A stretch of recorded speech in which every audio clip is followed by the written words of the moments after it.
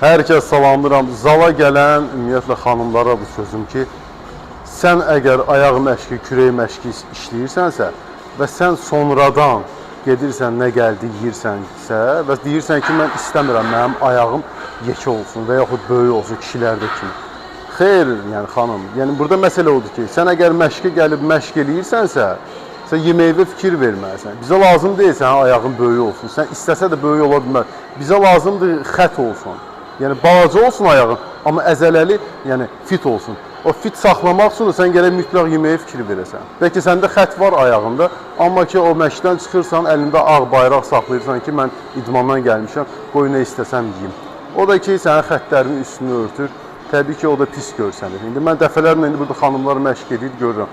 1 aydır, 5 aydır gəlirlər, eyni vəziyyətdədir. Əzələ inkişaf eləyir, təbii ki, yağın altında qalır. Bir daha söylürəm ki, çalışın, yeməyinizə fikir verin. Hər kəsə uğurlar.